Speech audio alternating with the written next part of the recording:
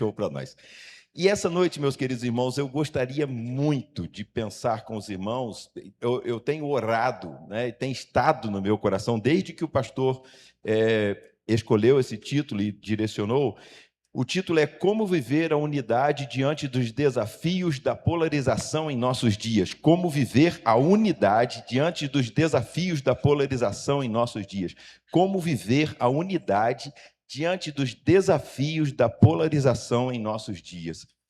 Meus queridos irmãos, eu acho que esse é um dos temas mais presentes e mais atuais e mais importantes na vida da igreja, não só agora, mas daqui por diante. E eu tenho orado para que os irmãos entendam isso. Eu tenho orado para que isso esteja em nossos corações e seja claro para todos nós. Não só claro agora, durante o estudo que estaremos fazendo, mas seja claro e seja vivo em nossos corações, de maneira que nós, irmãos, eu tenho orado e quero agora orar com os irmãos, para que nossas mentes estejam abertas, para que nossos corações estejam abertos, para que a compreensão da palavra de Deus se torne vida em nossos corações e se torne uma maneira de vida também para nós, tá certo? Nós estamos mesmo num mundo que está se tornando cada vez mais polarizado. Eu acho que essa expressão ela é muito própria, não é? Porque o Polo Sul e o Polo Norte, eles não convivem. Os polos da Terra estão até se invertendo agora. O que é sul vai virar norte, o que é norte vai virar sul. A polarização da Terra está virando, está invertendo mesmo. Isso acontece de tempos em tempos, não é isso? Mas o que é sul, o que é norte, não é? E nós, quando aproximamos dois ímãs, nós vemos como isso funciona, né? E se aproximarmos aquelas cargas que não podem ficar juntas, elas se repelem. E parece que é isso mesmo que nós estamos fazendo. Só que eu quero conversar com os irmãos e ver que isso não é nenhuma novidade, embora pareça. Vamos orar? Carlos Marcos, você ora para a gente, por favor? Eterno Deus, nós queremos, Senhor, nesta hora, te agradecer, louvar o teu nome, ó Deus, exaltar o teu nome por esses momentos, ó Deus, maravilhosos que a tua igreja, ó Deus, tem experimentado por intermédio, ó Deus, daqueles que o Senhor tem colocado aqui, ó Deus, tem chamado para pregar, ó Deus, a tua palavra. Muito obrigado, Deus, por essas vidas preciosas, pela vida do pastor, a vida do Ramon, que pregou hoje pela manhã, do Edeltim, que pregará agora. Deus, nós te pedimos, Senhor, cubra de bênçãos esses irmãos queridos, que o Senhor os use, ó Deus, poderosamente, para que a tua igreja, ó Deus, seja confortada com a certeza, ó Deus, de que a tua palavra é a verdade. Obrigado, Senhor, por tudo. Recebe a nossa gratidão, pois nós te oramos em nome de Jesus. Amém, Senhor. Amém. Queridos irmãos, hoje pela manhã, o Ramon, numa frase curta, ele deixou um dos motivos muitos que nós vemos de polarização hoje em nossa sociedade escapulir na mensagem, né? Estamos entrando num ano de eleição. E ano de eleição, meus irmãos, é uma prova maravilhosa para a vida da igreja e para a sua espiritualidade.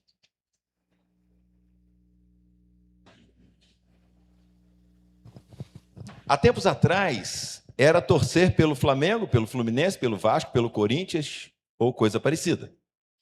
Passava. Nos nossos tempos e da forma como o mundo está indo, recentemente, não é uma coisa do Brasil, não se preocupem, não achem que isso, não se enganem, não se deixem enganar, isso não é do Brasil, isso é do mundo inteiro. O mundo inteiro está caminhando desta forma. Tá certo? E é interessante que há tempos atrás, quando estávamos também num período de eleição, nós vimos irmão contra irmão. Nós vimos pai contra filho. Nós vimos famílias dentro da nossa igreja que não podiam conversar de política porque senão se afastariam uns dos outros como dois polos.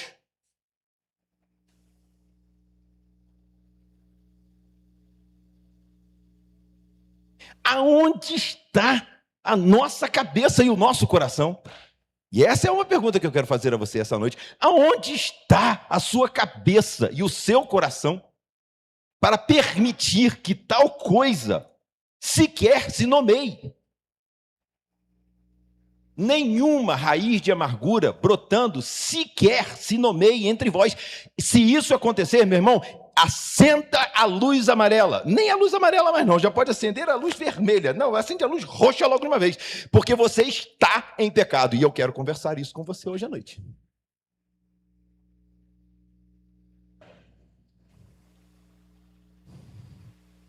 Domingo passado eu estava em Macaé, e o pastor Frederico, na sua mensagem, colocou uma ilustração que falava da mentira e da verdade.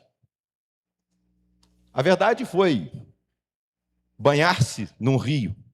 Passando pertinho do rio, ela resolveu, vou entrar aqui e vou me banhar. E a verdade, então, tirou as suas roupas, deixou na beirada do rio e entrou para se banhar.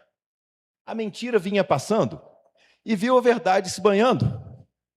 E viu que as suas roupas estavam na beirada do rio. A mentira vestiu as roupas da verdade e saiu pela cidade. E encantou a todos. A cidade toda recebeu a mentira vestida de verdade e a enalteceu. Eles seguiram a mentira. Então a verdade veio correndo para buscar o que era seu, as suas roupas, e despir a mentira, mas não conseguiu, porque a verdade, nua e crua, foi afastada, foi detestada, foi rejeitada, foi tida como indigna, mas ela era a verdade.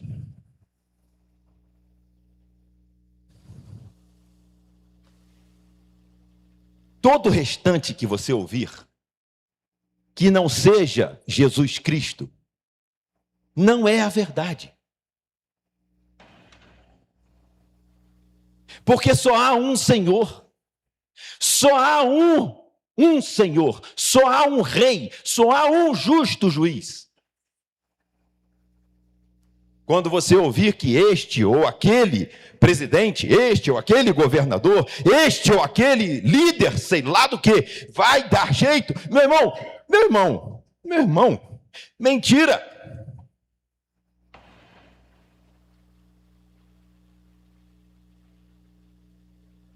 Mentira. Porque nenhum governador é governador de um único lugar, sem estar sobre o governador deste mundo, que não é o Senhor, seu Salvador. Por mais bem intencionado que qualquer governador possa estar, ele está sob o reino do diabo. E nós teremos um governante que será sobre todos, mas esse, você já sabe, é o anticristo. A ele será dado o poder pelo diabo para fazer coisas extraordinárias. E já há muitos anticristos entre nós.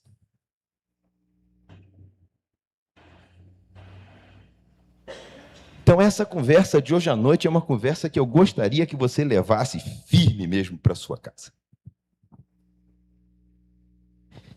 Mas nós vamos conversar sobre como viver a unidade diante dos desafios da polarização em nossos dias. Primeiro, eu vou falar sobre a unidade. Eu gostaria de ficar falando muito tempo sobre a unidade, mas não vai dar tempo. E Deus tem um propósito para outros dias. Mas em João, no capítulo 17, a partir do versículo 17, e depois, meu irmão querido, eu convido você a, em casa, fazer a leitura deste capítulo 17, e eu tive a experiência de já fazer isso, e foi maravilhoso para a minha vida. Antes de ler João 17, abre em 1 João 4,17. 1 João 4,17. Lá um pouquinho antes de Apocalipse.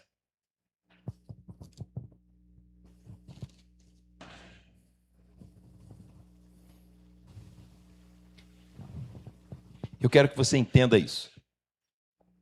Esse versículo, quando eu li, certa vez eu li este versículo ensinando num de nossos grupos de estudo, e Fernanda, Quando eu li esse versículo e prestei atenção no que estava escrito nele, desde então ele é um grande constrangimento para o meu coração. E você vai entender por quê. Ele diz assim: nisto é perfeito o amor para conosco, para que no dia do juízo tenhamos confiança. Nós hoje vamos falar sobre o juízo. Para que no dia do juízo tenhamos confiança. Porque qual Jesus, porque qual ele é, somos nós também neste mundo. Quando eu li este versículo, deixa eu ver como é que está a versão ali. Porque neste mundo somos como ele, porque neste mundo somos como Jesus. Que coisa impressionante, Joelson. Eu ouvir a Bíblia, saber que a Bíblia é a inerrante palavra de Deus, e não contém, ela é a palavra de Deus. Isso aqui não foi João que escreveu, João foi só a pena que Deus usou para escrever. A inerrante palavra de Deus diz que, como ele é, neste mundo somos nós. Quando eu li este versículo, meus queridos irmãos, isso me apertou o coração, porque eu sei que a palavra de Deus é verdade, Felipe, eu sei que é, mas como eu posso dizer que eu sou como Jesus neste mundo? Eu não sei você, mas eu não tenho tranquilidade para dizer a você que eu sou como Jesus neste mundo. Eu tenho que pensar em quem Jesus é, pensar em quem eu sou. A Bíblia ainda nos diz em Coríntios que nós temos a mente de Cristo. Me constrange profundamente, queridos irmãos. Mas me põe um alvo também, né? Então, esse capítulo 17 de João, eu li este versículo antes para ler o capítulo 17, mas eu não vou ler todo o capítulo 17. Eu gostaria que o irmão em casa lesse o capítulo 17. Esse capítulo 17 é uma oração de Jesus. Tem uma oração de Jesus que todos nós sabemos. Pai nosso que estás no céu, santificado seja o teu nome. Venha a nós o teu reino, seja feita a tua vontade, assim na terra como no céu. O pão nosso de cada dia nos dá hoje, perdoa as nossas dívidas, assim como nós temos perdoado aos nossos devedores. Você já pensou no mundo de polarização, você falar isso? Perdoa os meus pecados, usando como referência o perdão que eu tenho dado aos outros. Perdoa as nossas dívidas, assim como perdoamos aqueles que nos são devedores. Não nos deixes cair em tentação, mas livra-nos do mal, porque teu é o poder, o reino e a glória. Essa oração de Jesus nós fazemos e conhecemos bem, mas o capítulo 17, ele é todinho uma oração. Todo o capítulo 17 de João é uma oração de Jesus. E se você é como Jesus, ou pelo menos incentivado a ser como Jesus, eu convido você a orar como Jesus orou. E olha o capítulo 17 como Jesus orou. Depois você vai ler o capítulo 17 todo. Mas olha só, Edir, ele diz assim, ó: Pai, é chegada a hora. É chegada a hora dele, porque ele ia morrer. Mas nós podemos dizer também, Pai, é chegada a nossa hora de te servirmos, a nossa hora de entregarmos a nossa vida, a nossa hora provável, Senhor, de vermos a tua vinda, a vinda do teu filho, a volta do teu filho. É chegada a hora. Pai, é chegada a hora. Glorifica a teu filho. Você pode se colocar como filho de Deus, porque ele disse: a todos quantos o receberam, deu-lhes o poder de serem chamados filhos de Deus. Essa é uma oração de Jesus, mas que você pode fazer e eu posso fazer também. Para que também o teu filho te glorifique a ti, assim como lhe deste poder sobre toda a carne, para que dê a vida eterna a todos quantos lhe deste. Isso você não pode fazer, mas você pode levar a mensagem que leva a vida. Então leia depois o capítulo 17. Leia depois o capítulo 17, meditando no capítulo 17, como sendo uma oração de Jesus, que eu e você podemos fazer também. Mas a partir do versículo 17, a palavra de Deus, a oração de Jesus, nos fala assim: santifica-os na verdade, a tua palavra é a verdade. Assim como tu me enviaste ao mundo, também eu os enviei ao mundo. e por eles me santifico a mim. Viu? Eu e você temos a mesma condição de Jesus, fomos enviados. Assim como tu me enviaste ao mundo, também eu os enviei ao mundo, e por eles me santifico a mim mesmo. Então, eu quero dizer a você que Jesus está dizendo a Deus, por eles eu me separo, eu me santifico a mim mesmo. Agora eu preciso dizer, e você também, por eles, Senhor, eu me santifico. Você pode dizer, pelos que estão comigo, eu me santifico. Entende, irmã Maria Helena, que riqueza que é podermos orar assim? E por eles eu me santifico a mim mesmo, para que também eles sejam santificados na verdade. Eu não rogo somente por estes, mas também por aqueles que pela sua palavra, hão de crer em mim. Agora, meus irmãos queridos, prestem atenção.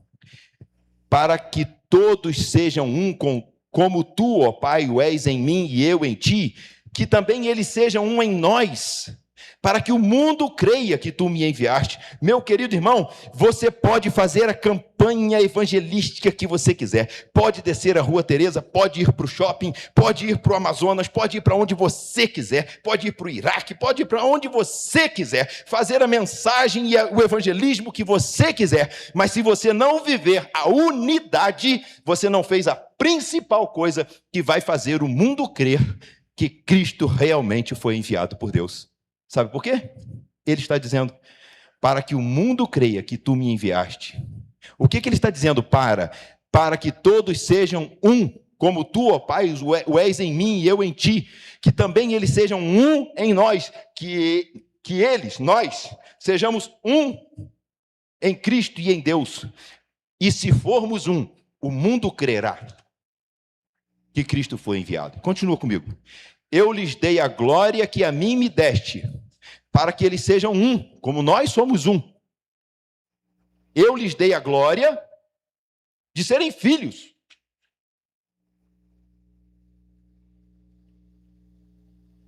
Eu lhes dei a glória de serem filhos. E se somos filhos, somos co-herdeiros com Cristo na graça da vida, no seu reino eterno.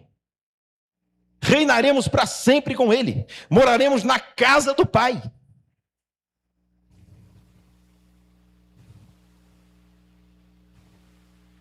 E se moraremos na casa do Pai, e se o Pai é um só, nós somos irmãos.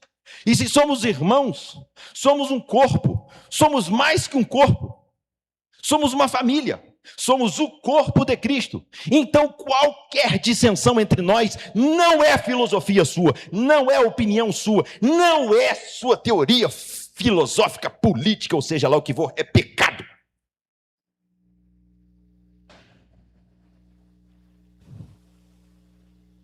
E se você não estiver pronto para abrir mão de suas teorias em favor do próximo, você estará abrindo mão da unidade. E o mundo não verá Cristo em você.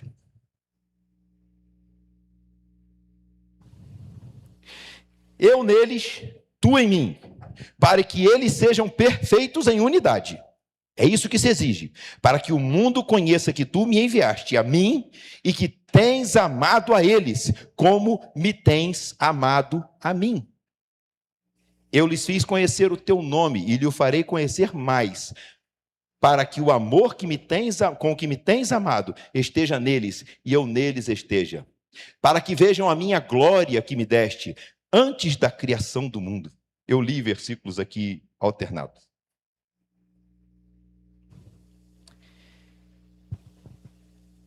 Por que, então, a unidade nesse tempo de polarização é tão importante? Porque a unidade é a maior força que nós temos para expressarmos o evangelho de Cristo neste mundo.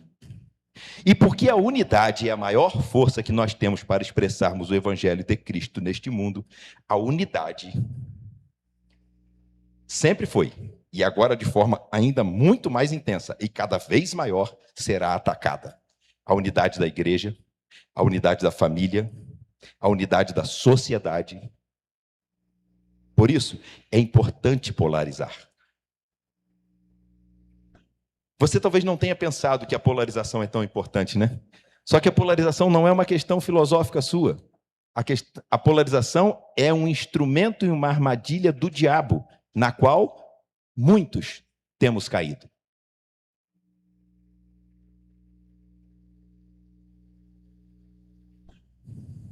Em quem você vai votar esse ano? Não me interessa. O que for eleito será porque Deus permitiu. Seja bom, seja ruim. Maldito o homem que confia no homem. Meus irmãos, maldito o homem que confia no homem. E às vezes a gente fica brigando por causa dos homens, confiando nos homens, esquecendo-nos de que a Bíblia diz: maldito o homem que confia no homem. A Bíblia não habita os nossos corações e não produz em nossas vidas o que só ela pode produzir, porque nós não buscamos mais a Bíblia. Porque ela não é o centro do nosso amor. Porque ela não é o centro dos nossos pensamentos, da nossa atenção diária. Só que agora eu quero que você esteja com um alerta ligado, porque eu estou falando de céu e inferno. Eu estou falando de seguir a verdade, nua e crua, ou seguir a mentira travestida de verdade. E só tem dois caminhos, meu irmão. A verdade conduz ao céu, porque Cristo é a verdade. E a mentira conduz ao inferno. Se você deixar estas coisinhas permearem a vida de sua família, você estará deixando que o diabo circule dentro de sua casa, dentro de sua família e dentro desta igreja.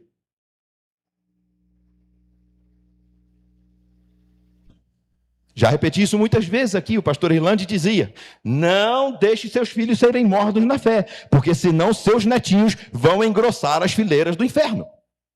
Não deixe seus filhos serem mornos na fé, porque senão seus netinhos vão engrossar as fileiras do inferno. Vocês que não têm netos não sabem o que eu estou falando.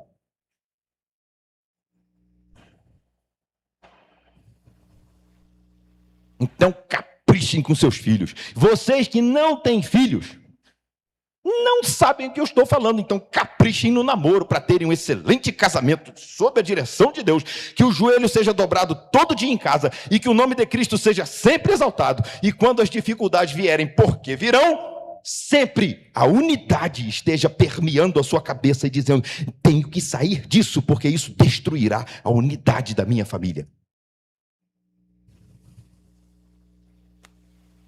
E se isto for assim, qualquer que seja a dificuldade, qualquer que seja a sua limitação, qualquer que seja o seu pecado, o Senhor te concederá a força para superar aquilo e você um dia poder dizer: esqueço-me das coisas velhas, deixadas para trás, e agora eu prossigo para o alvo que é Cristo. Essa palavra de unidade versus polarização, meus queridos irmãos, é uma conversa de céu e inferno.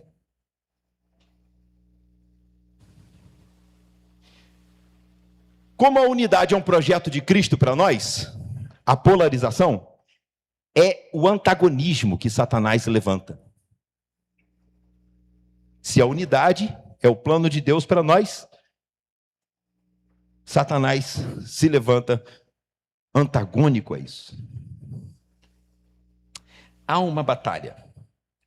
E há uma batalha, meus queridos irmãos, então, entre Cristo e Satanás. Abra sua Bíblia, Efésios 6. Efésios 6.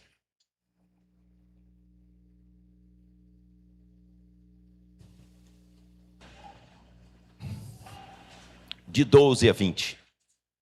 Ah, como eu gostaria de ficar aqui conversando com você. Mas eu vou ler só esse texto. E você vai meditar depois. Efésios 6, de 12 a 20. Vamos ler do 10. No demais, irmãos meus, fortalecei-vos no Senhor e na força do seu poder. Revesti-vos de toda a armadura de Deus. Você está entendendo que agora nós estamos no meio de uma batalha? Nesse ponto de nossa conversa, nós entendemos que agora estamos no meio de uma batalha entre a unidade de Cristo e a polarização, o antagonismo de Satanás. Nós estamos no meio de uma batalha. No demais, irmãos, fortalecei-vos. Então vamos agora entrar numa batalha. Soldados numa batalha. Fortalecei-vos no Senhor e na força do seu poder. Revesti-vos de toda a armadura de Deus para que possais estar firmes contra as astutas ciladas do diabo. Porque não temos que lutar contra a carne e o sangue, mas sim contra os principados e contra as potestades, contra os príncipes das trevas deste século, contra as hostes espirituais da maldade nos lugares celestiais. Meu querido irmão, não temos que lutar contra a carne e o sangue. Não temos, sabe o que quer dizer isso? Não temos que lutar contra a carne e o sangue. Eu não tenho que lutar contra o partido A ou contra o partido B. Carne e sangue falam de homem. Não tenho que lutar contra as coisas dos homens. O mundo está lutando pelas coisas dos homens. Está querendo saber se o presidente tal agiu certo com relação ao outro presidente tal, ou agiu errado. O mundo está querendo saber isso. Essas coisas são dos homens. Você está neste mundo. Eu também estou, mas nós não somos deste mundo. Você não entende isso ainda? Está perdendo tanto tempo para saber como é que as coisas vão andar? Oh, meu querido irmão!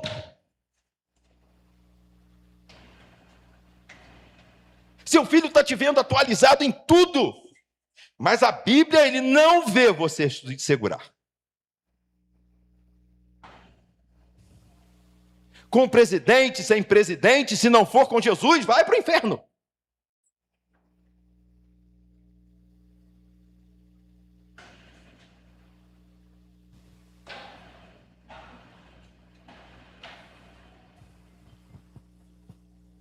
Porque não temos que lutar contra a carne e o sangue, mas sim contra os principados, contra as potestades, contra os príncipes das trevas deste século, contra as hostes espirituais da maldade nos lugares celestiais. Portanto, tomai a armadura de Deus para que possais resistir no dia mau.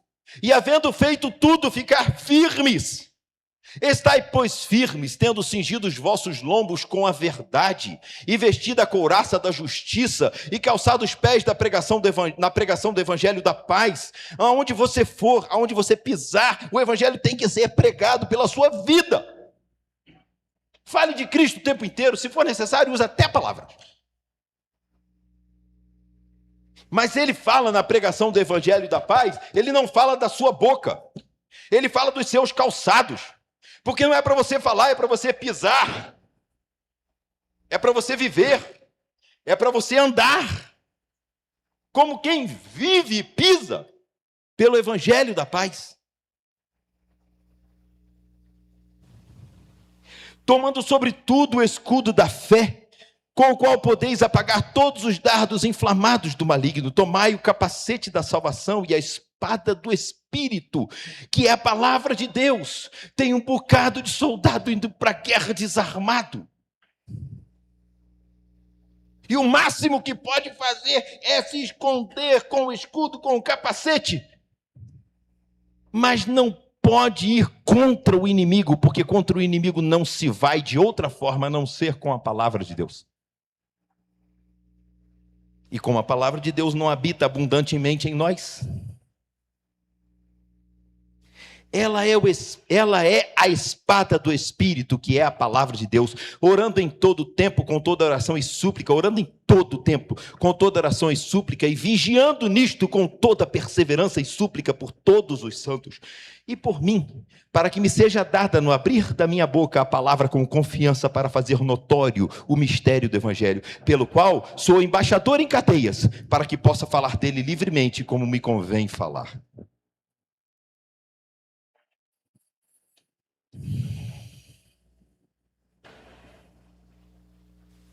Essa batalha que hoje é difícil, vai ficar pior.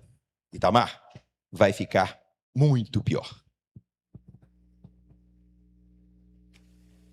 2 Timóteo 3, de 1 a 5. Sabe, porém, isto, que nos últimos dias sobrevirão tempos trabalhosos.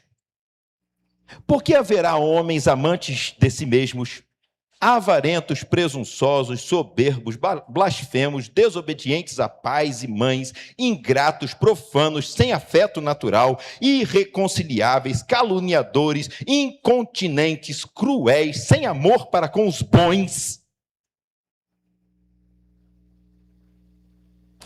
traidores, obstinados, orgulhosos, mais amigos dos deleites do que amigos de Deus, tendo a aparência de piedade, mas negando a eficácia destes, afasta-te.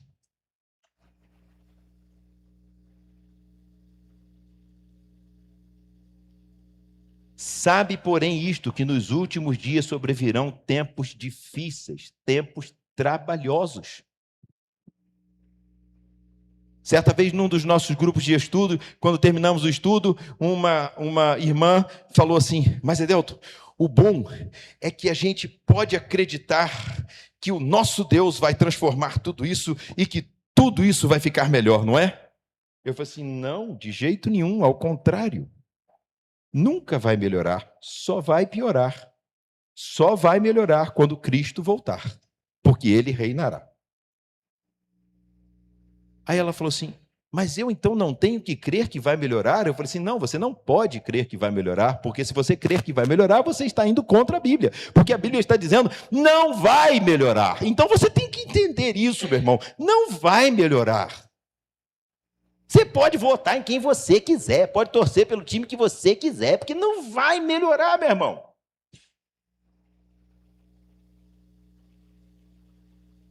Há tempos eu estive fazendo uma palestra para um grupo de pastores, líderes no Brasil.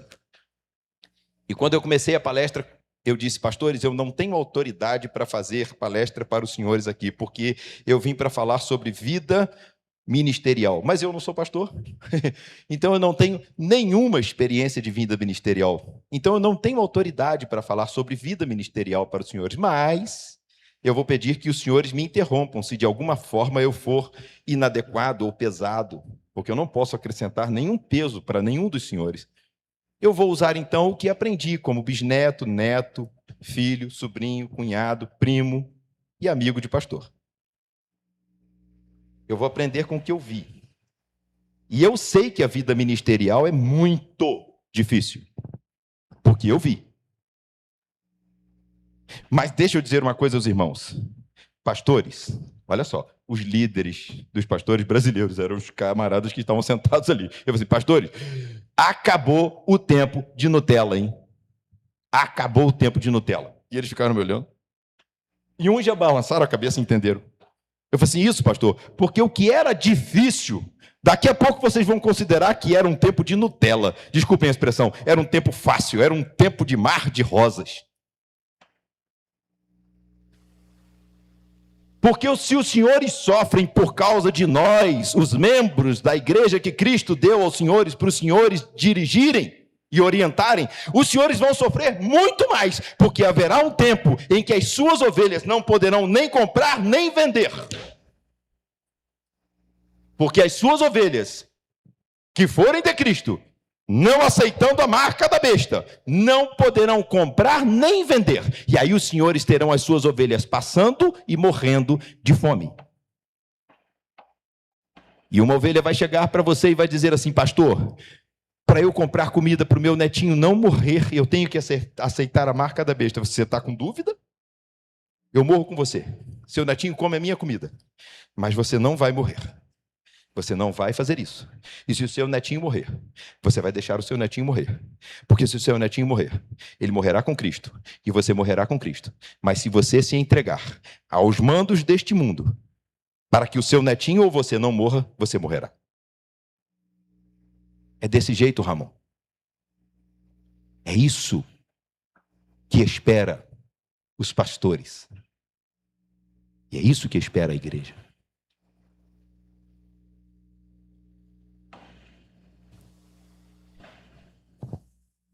Lucas 12, 49 a 53.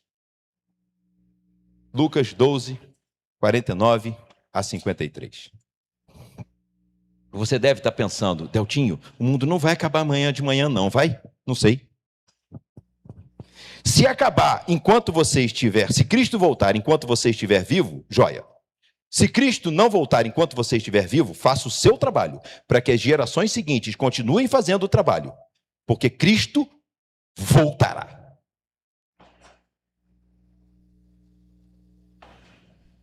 Quando Cristo voltará? Não sei. Sinto que está próximo. Não sei se para o mundo ou se para mim, mas sinto que está próximo. Mas quando eu partir, seja levado por Cristo, ou seja, pela morte, eu quero deixar um caminho pavimentado para aqueles que vão comigo na vida.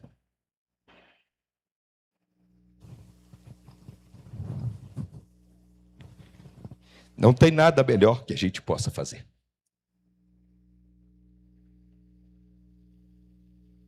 Lucas 12, 49 a 53. Vim lançar fogo na terra. E que mais quero, se já está aceso? Jesus falando. Importa, porém, que eu seja batizado com um certo batismo, e como me angustio até que venha a cumprir-se. Cuidais vós que vim trazer paz à terra? Cuidai vós que vim trazer paz à terra? Não vos digo, mas antes a dissensão. É Cristo falando que ele veio trazer a dissensão. Dissensão não é obra do Espírito Santo, mas a dissensão que Jesus está dizendo aqui é que ele veio trazer, sim, guerra contra o pecado. Ele não veio trazer guerra contra a justiça. Deixo-vos a paz, a minha paz vos dou. Quanto estiver em vós, tende paz com todos os homens. Ele está dizendo, Jesus está dizendo, eu vim trazer guerra. Cuidais vós que vim trazer a paz à terra. Não, a terra é do maligno. Eu não vos digo, mas antes eu vim trazer a dissensão. Porque daqui em diante estarão 5 divididos numa casa, 3 contra 2 e 2 contra 3. E o pai estará dividido contra o filho contra o pai, e a mãe contra a filha, e a filha contra a mãe, e a sogra contra a nora, e a nora contra a sogra. Uau! Como eu peço, Renato, para que isso não aconteça na minha casa. Só tem um caminho disso não acontecer na minha casa. É se todos na minha casa viverem o cristianismo sincero.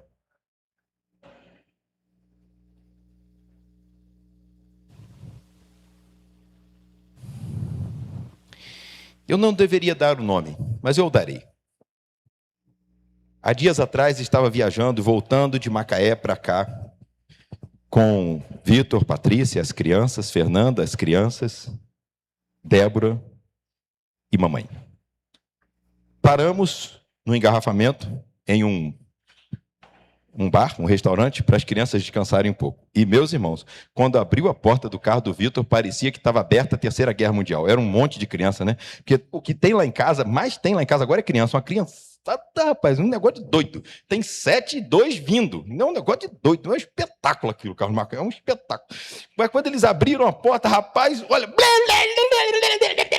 E aí eu falei com o Vitor, eu acho melhor nós fazermos assim. E aí o Vitor, eu só falei isso, eu acho melhor nós fazermos assim, porque vamos pegar menos... O Vitor, meus irmãos, me deu uma bronca, mas ele me deu uma bronca caprichada. Eu olhei para ele, fiquei quietinho. Até porque agora ele é muito mais forte do que eu, né? Então já foi a época em que eu batia, né? Eu fiquei quietinho. Tá bom, tranquilo. E quando eu fui entrando no restaurante, a Patrícia falou assim, ai, sogro, esse temperamento de vocês é fogo, né? Aí eu dei um beijinho nela e falei assim, que isso, filha? Que isso, filha? Isso é assim mesmo, isso é uma maravilha. Aí ela falou assim, como assim? Isso é uma bênção, filha. E pronto, entramos. E fomos brincar, e eu brinquei com o Vitor, almocei junto com ele, depois peguei as crianças, e eu e ele fomos brincar com as crianças. E quando saímos, quando íamos entrar no carro, o Vitor voltou e falou assim, pai... Desculpa. Pelo quê, filho? Não, desculpa, eu fui muito grosso com o senhor. Que isso, filho? Ah, não, a Patrícia mandou eu voltar e pedir desculpas ao senhor, porque eu não aprendi isso com o senhor. Eu falei, meu filho, esquece isso, meu filho, pelo amor de Deus. Você está mesmo me pedindo desculpa? Faz isso não, rapaz, eu não tenho do que te desculpar. Aí ele falou assim, não, pai, eu tenho que... E ele ficou naquele negócio insistindo, sabe? Eu falei, filho, Para, rapaz, eu não tenho do que te desculpar. Eu te amo tanto, eu te admiro tanto, você é tão precioso. Cara, eu te admiro como pai, como profissional. Eu te admiro, meu filho, como homem, como esposo. Eu te amo tanto, meu querido. Rapaz, você acha que coube um segundinho de tristeza? Não, meu filho. Para de me pedir desculpa, porque você tá... Eu não sei pelo que você está fazendo isso. Vamos embora, moleque. Vamos entrar no carro. E o senhor quer ir para onde, filho? Eu quero ir para onde você quiser, meu filho. Qualquer lugar para onde você vá, é bom para mim que eu vou com você. Vai na frente que eu vou te seguindo. Aí quando eu entrei no carro, Lu, sabe o que eu pensei? Assim, rapaz, é isso mesmo. Deus nos amou antes da fundação do mundo. Deus nos amou quando nós ainda éramos inimigos e pecadores. É isso que Deus faz. Foi isso que Ele fez por mim. Ele só espera que eu peça perdão porque Ele quer ver o meu coração contrito, amoroso, reconhecendo quem Ele é. Mas Ele já me ama. Não há memória dos meus pecados. Ele já me perdoou. Antecipadamente me perdoou. Oh, que legal. Eu que amava o Vitinho, agora amo mais ainda. Legal. E depois, terminada a viagem, fomos para a casa do Lucas e da Ariel, e ali o Vitinho toda hora falava, pai, o que o senhor acha de fazer isso? Eu falei assim, acho bom, filho. Não, fala do jeito que o senhor quer, pai. Ele queria a todo instante compensar e me agradar. Aí eu fiquei pensando, é assim que nós devemos fazer com Deus. Agradá-lo sempre. E fazer sempre o que é da vontade dele.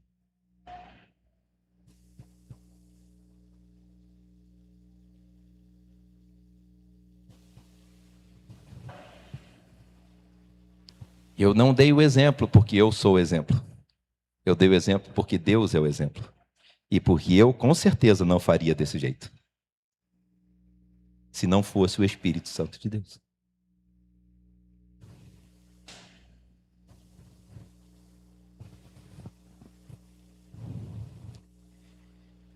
Eu acho que já posso encerrar a mensagem. Quero só apenas ler alguns textos a mais com você. João 18.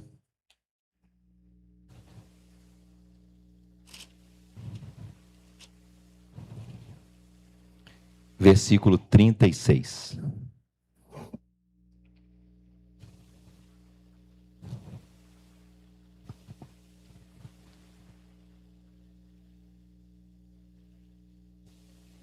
Deixa eu falar aos irmãos uma coisa que me ocorreu. Quando esse ano alguém dentro da sua família votar diferente do que você gostaria, sabe uma boa coisa que você pode fazer? Dá uma risada e diz, legal. Mas eu não concordo. E daí?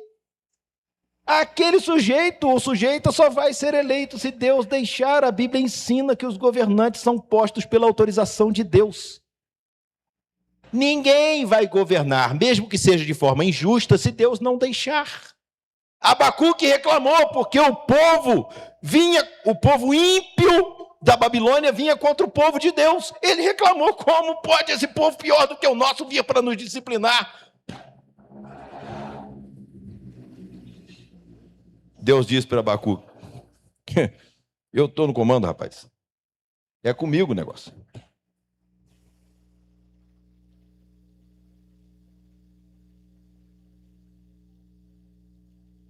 Ainda que as coisas não deem certo, eu me alegrarei no Senhor. É isso. Será que você não entende isso? Ainda que a videira não dê o seu fruto, eu me alegrarei no Senhor. Não interessa o que vai acontecer no mundo. Interessa? Interessa? Interessa mesmo. Então dobre o seu joelho todos os dias, já que você se interessa muito por quem vai ser eleito ou não. Faça uma coisa, dobre o seu joelho até criar calo, até ele doer, até você ficar com uma artrite de contato. Dobre o seu joelho até ele adoecer. Dobre o seu joelho e ore pelos seus líderes, para que o seu país tenha paz, porque é isso que a Bíblia diz, e a gente briga briga porque quem vai votar em quem vai ser eleito, quem é corrupto, quem não é corrupto, a gente faz uma confusão danada e a gente não dobra o joelho para orar, não obedece o que a Bíblia diz. Ore pelos seus líderes para que vocês tenham paz. Quando alguém dentro da casa de vocês, ou qualquer coisa começar, ou dentro da igreja, começar a falar de muita coisa de política, você pergunta assim, irmão, antes, para eu saber se você tem autoridade, quantas horas você já orou por isso?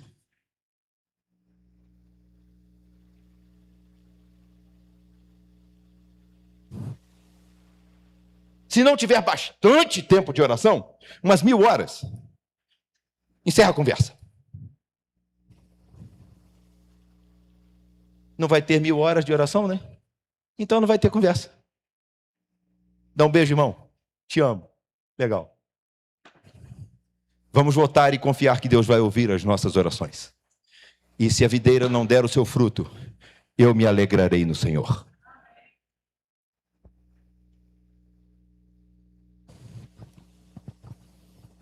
Efésios foi que eu falei? Não foi não. João 18:36.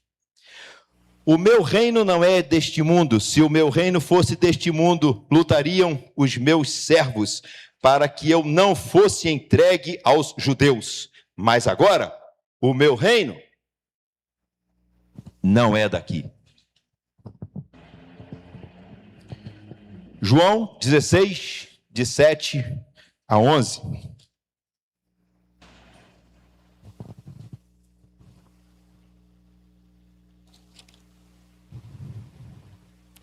Todavia digo-vos a verdade, que vos convém que eu vá. Porque se eu não for, o Consolador não virá a vós. Mas se eu for, enviar-vos-ei. E quando ele vier, convencerá o mundo do pecado, da justiça e do juízo. Do pecado, porque não creem em mim.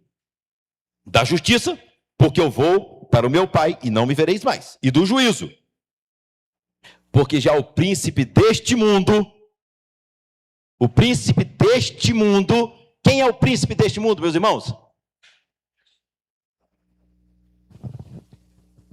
Maravilhoso conselheiro, Deus forte, Pai da eternidade, príncipe da paz. Quem é o príncipe deste mundo, meus irmãos? Não é Jesus, não. A profecia falava, maravilhoso conselheiro, Deus forte, Pai da eternidade, príncipe da paz. O príncipe deste mundo não é Jesus. Porque já o príncipe deste mundo... O que acontece com o príncipe deste mundo, meu querido irmão? Porque já o príncipe deste mundo, o que está acontecendo? Está julgado.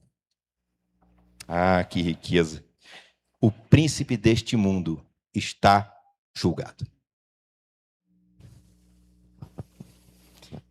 1 Coríntios 2, de 6 a 10. Poucas vezes na vida eu segui os textos que separei, porque eu queria falar de tanta coisa que eu falei assim, tenho que me disciplinar, porque senão... né? 1 Coríntios 2, de 6 a 10.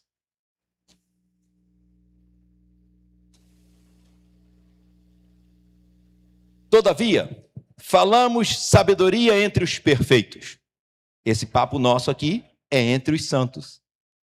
Todavia, falamos sabedoria entre os perfeitos. Não, porém, a sabedoria deste mundo, nem a sabedoria dos príncipes deste mundo que se aniquilam. Ah, como eu gostaria de sentar na frente de um noticiário agora do mundo inteiro e ver a sabedoria dos homens discursando para lá e para cá, e eu dizendo para vocês, está vendo? Sabedoria de homem. Nós estávamos conversando a sabedoria de Deus. É outra conversa. É outro nível. É outro patamar. Entende isso? Não é completamente diferente? É completamente diferente. Todavia, falamos sabedoria entre os perfeitos, não porém a sabedoria deste mundo, nem dos príncipes deste mundo, que se aniquilam entre eles lá, ó. Eles se matam entre eles lá.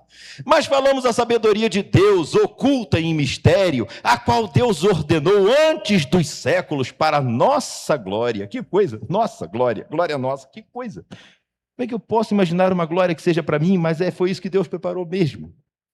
a qual nenhum dos príncipes deste mundo conheceu. Glória é essa que nenhum dos príncipes deste mundo conheceu. Ah, rapaz, se um dia indicassem o meu nome, desculpa, não tem. Se uma vez indicaram o meu nome para ser vice-prefeito dessa cidade, vocês imaginam uma coisa dessa? Eu, vice-prefeito dessa cidade, que coisa horrorosa que ia ser, meus irmãos. Os irmãos iam voltar a andar de carroça. Ia ser uma chiquice eu, vice-prefeito dessa cidade. Imagina isso. Mas se indicassem o meu nome para ser, eu falo assim, eu não de jeito nenhum. Por que eu não de jeito nenhum? Meu irmão querido, é muito simples. A qual, a glória, nenhum dos príncipes deste mundo conheceu. Porque se a conhecessem, nunca crucificariam ao Senhor da glória. Mas como está escrito, as coisas que o olho não viu e o ouvido não ouviu, nem subiram ao coração do homem, são as que Deus preparou para aqueles que o amam.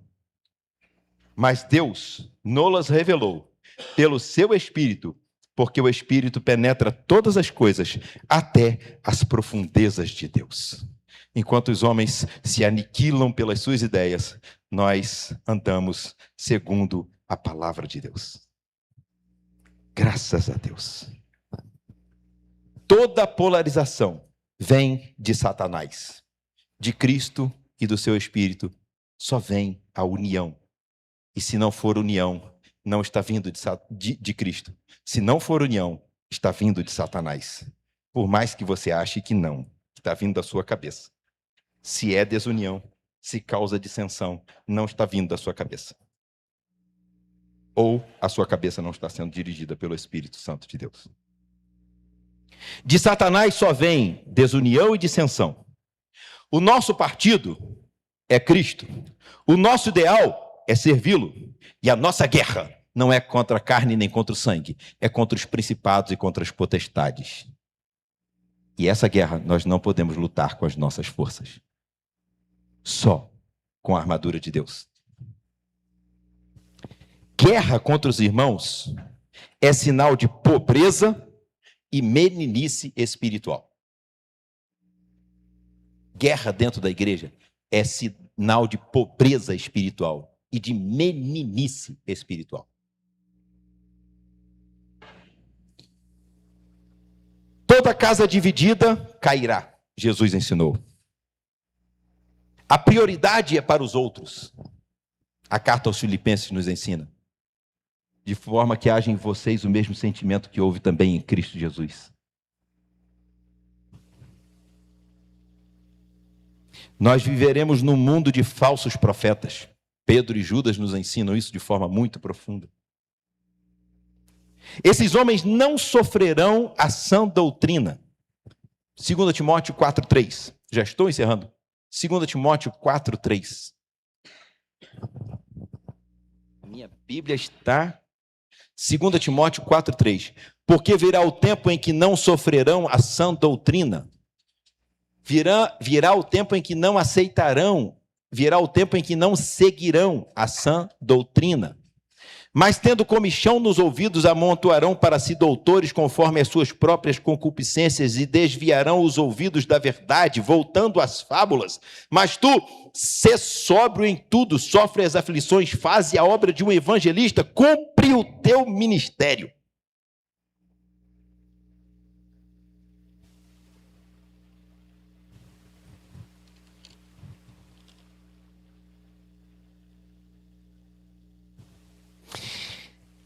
Agora e daqui por diante, não se trata mais de você ou de suas ideias, mas sim dos outros, de Cristo, da igreja e do reino.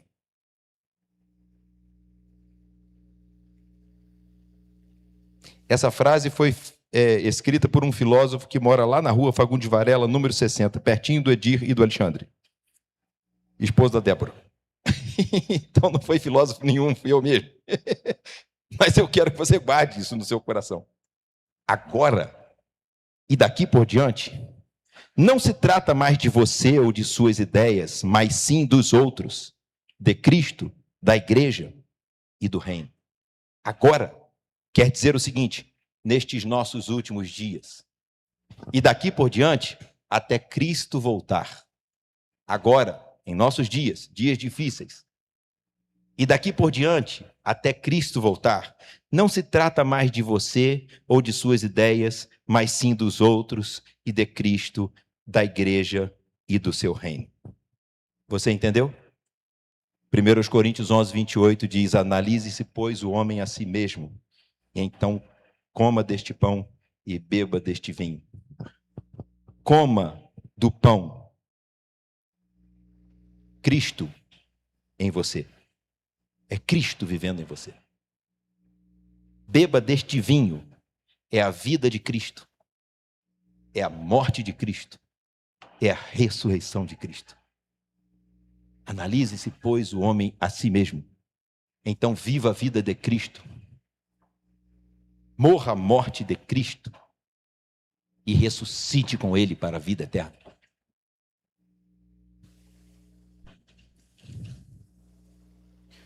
Tudo, meus irmãos, que dissemos, fala de Cristo e do seu corpo, que é a igreja. Sem exceção. Hoje, tem uma situação que você precisa escolher. Está posta para você e para mim uma decisão. E nós precisamos escolher. E essa escolha vai ser feita hoje, você querendo ou não. Você escolhendo pelo sim, você terá escolhido. Você não escolhendo, você escolhendo pelo sim, você terá escolhido. Você escolhendo pelo não, você também terá escolhido. Mas você não escolhendo, você terá escolhido pelo não. Se você escolher sim ao que Jesus nos ensinou, você escolheu por Jesus. Se você escolher não ao que Jesus ensinou, você terá escolhido não ao que Jesus ensinou. Mas se você não escolher sim pelo que Jesus ensinou, ou melhor, ou se você não quiser escolher, né? Se você não quiser escolher nem pelo sim nem pelo não, você escolheu o não. São 3 situações. Se você escolher sim por Jesus, você escolheu por Jesus. Se você escolher não, você escolheu não a Jesus. E se você não escolheu, isso também é uma escolha negativa de Jesus. Não tem jeito. Hoje, eu e você vamos precisar fazer uma escolha. A quem nós vamos servir? Josué disse: eu e minha casa serviremos ao Senhor. Vocês podem escolher a quem vocês vão servir. Eu e a minha casa serviremos ao Senhor. Nós podemos servir ao Senhor servindo ao seu corpo, que é a igreja. Podemos servir ao Senhor servindo a sua causa, que é o Evangelho. Podemos servir ao Senhor servindo na batalha, que não é contra os homens, é contra os principados e as potestades. E se você não acredita nisso, é porque você está pensando que você é só um pedaço de carne e não uma carne habitada por um espírito. É urgente, meu querido irmão. É urgente. Da última vez que preguei aqui, não pude agradecer aos irmãos as orações que os irmãos fizeram por mim durante meses. Não pude porque senão eu começaria a chorar. E por isso, não fiz. Mas quero dizer aos irmãos que é urgente.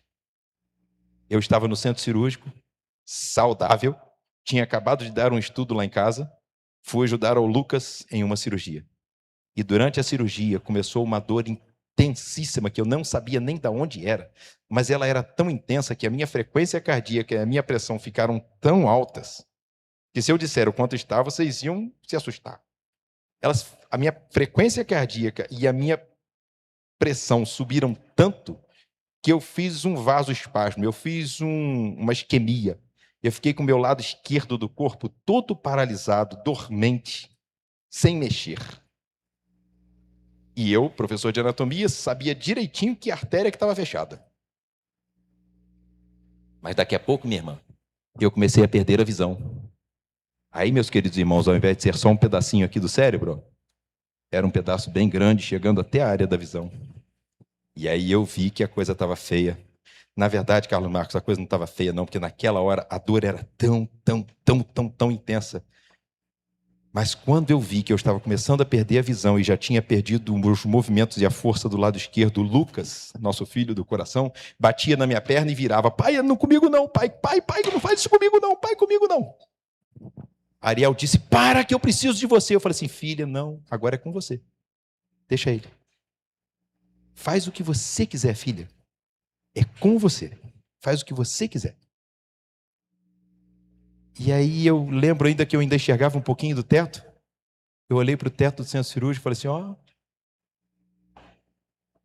interessante. Acabou. Interessante. Acabou. A dor continuava intensa, meus irmãos, mas uma paz tão profunda e um silêncio tão sólido, tão profundo.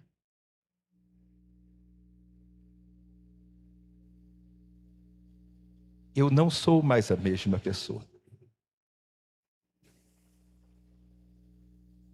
E tudo que vivi, viveria de novo. Pela doçura do que Deus me permitiu viver com Ele, mesmo no meio da dor. Mas naquele momento, meus irmãos, uau, acabou. Oh, interessante. Acabou. E poderia mesmo ter acabado. Se aquela isquemia perdurasse um pouquinho mais, meu cérebro ia morrer.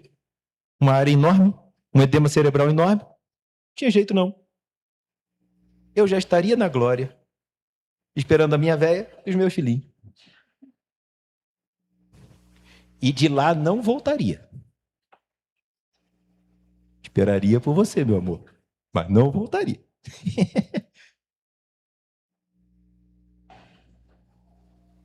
Ah, interessante, acabou. Aí daqui a pouco, meus irmãos, eu consegui sentir o pé e enxerguei melhor um pouco o teto do centro cirúrgico. Eu falei assim, ué, tá regredindo a isquemia? Ué, então não vai ser agora? Também não fiquei triste não, porque eu falei assim, então vamos ver o que vem pela frente, né? Mas enquanto eu achava que ia ser naquela hora, foi bom. E eu espero mesmo o dia em que eu vá dizer, vai ser agora. E foi agora. Ah, eu espero muito por esse dia. Mas enquanto esse dia não chegar, se for para eu ser útil, Eliane, então vamos sendo úteis. Não é isso? Mas a verdade é que pode ser agora, quando a gente nem espera. Pode ser uma dor, pode ser, sei lá o quê. Pode ser mesmo agora. Ah, como eu amo os irmãos e como eu gostaria de continuar conversando com os irmãos.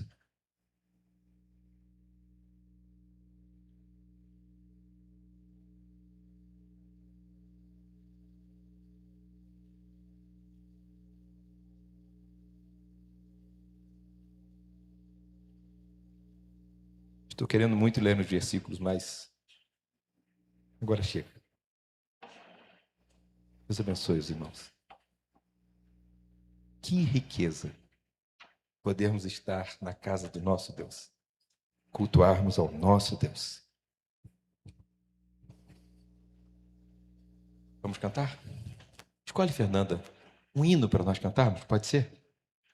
Vocês têm um louvor aí para vocês cantarem, não tem? Mas vamos cantar um hino? Vamos. Depois a gente canta o louvor também, pode ser? Deus abençoe os irmãos. Muito obrigado, queridos irmãos, pelos seus olhinhos atentos que enriqueceram profundamente o meu coração enquanto eu estava falando. Porque eu percebi nos olhos dos irmãos a alegria espiritual de estarem ouvindo as coisas de Deus. Isto alimenta a gente, né, Ramon, enquanto a gente fala, né, Carlos? Quando a gente olha para os olhos e os olhos estão vibrando, a alegria que a palavra de Deus traz. Isso enriquece o coração da gente. E é por isso que eu estava ali pensando, eu quero ficar mais falando com eles, mas eu não posso. Deus abençoe os irmãos. Deus abençoe os irmãos. Deus abençoe os irmãos. Vamos cantar? Carlos Marcos. Eles vão cantar e você ora para a gente, tá bom? A palavra está com você. Vamos cantar o hino que hoje de manhã, aquele quarteto especial, né, cantou. 375 do Cantor Cristão.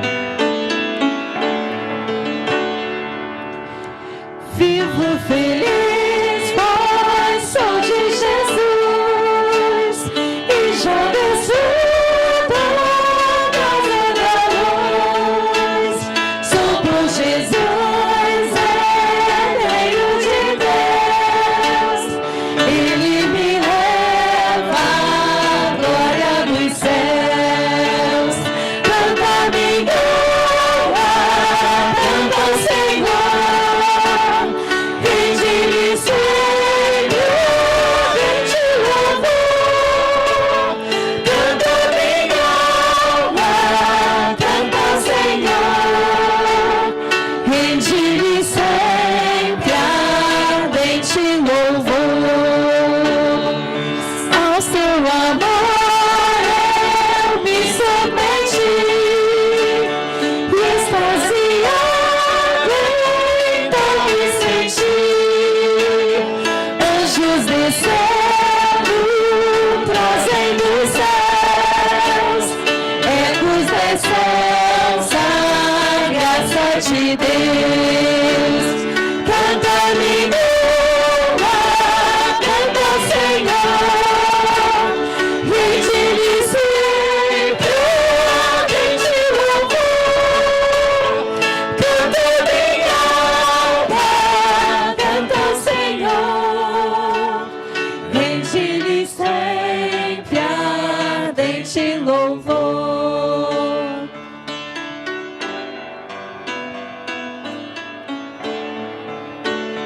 Sempre vivendo em seu grande amor, me regozijo em meu Salvador. Esperançoso, vivo na luz, pela bondade do meu Jesus. Canta minha alma, canta ao Senhor. Rende-lhe sempre ardente louvor. Canta minha alma, canta ao Senhor. Rende-lhe sempre ardente louvor. Meus irmãos, nós não poderíamos encerrar o culto desta noite de maneira melhor, não é mesmo? Declarando a Deus a nossa fé nele, na sua providência, no seu cuidado sobre as nossas vidas. E que essa palavra de hoje, a palavra de Deus para a sua vida, possa levá-lo realmente a um encontro verdadeiro com Deus, a esse encontro sublime, maravilhoso, que só o Evangelho, que só Cristo nos leva a ter.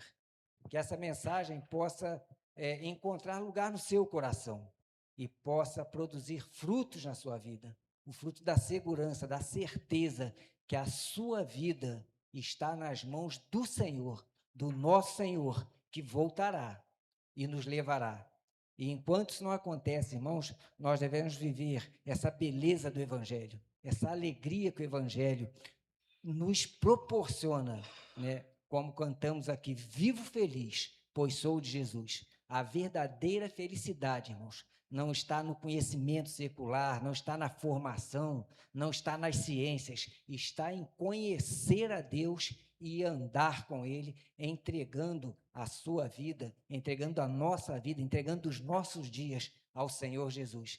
Que a mensagem desta noite, se você ainda não tomou esta decisão, querido, que ela possa levá-lo a esse encontro com Deus, que você possa entregar a sua vida a Deus, que você possa clamar a Deus por misericórdia e pedir a Deus: Senhor, vem sobre mim, toma conta da minha vida, entra na minha vida, porque eu creio na tua bênção, eu creio na tua graça. Que você possa declarar isso a Deus, querido, nesta noite, e que o Senhor Jesus possa habitar o seu coração e derramar sobre a sua vida poder e graça.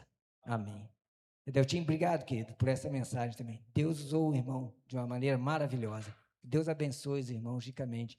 Senhor, nós queremos, uma vez mais, ó Deus, levar até o teu trono de graça, Senhor, o nosso sentimento de gratidão, ó Deus, por termos um dia tido esse encontro maravilhoso contigo, Deus, esse encontro libertador, esse encontro, ó Deus, que transformou profundamente as nossas vidas. Senhor, como é bom viver o Evangelho, como é bom, ó Deus, ouvir a Tua palavra, Deus, porque a Tua palavra é a verdade e não a outra. Muito obrigado, Senhor, porque a Tua palavra nos alimenta e nos fortalece.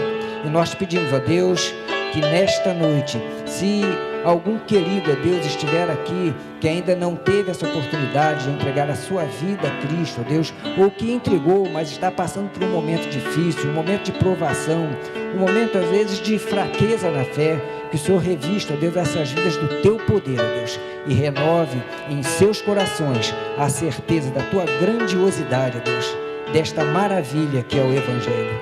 Muito obrigado, Senhor, porque nesta igreja, ó Deus, aqui na Segunda Igreja Batista em Petrópolis e em tantas outras igrejas, ó Deus, o Evangelho da verdade é pregado, Senhor. Não são fábulas, não são histórias, Senhor, é a Tua palavra, a palavra da verdade. Nós louvamos e glorificamos o Teu nome por isso, Deus, porque por meio dela as nossas vidas são abençoadas. Obrigado, Senhor, por tudo. Dá-nos a Tua bênção, Deus, nós te pedimos, e renova, ó Deus, na vida de todos os nossos irmãos queridos que estão aqui, que estão, ó Deus, cultuando a partir dos seus lares. Que o Senhor a todos abençoe.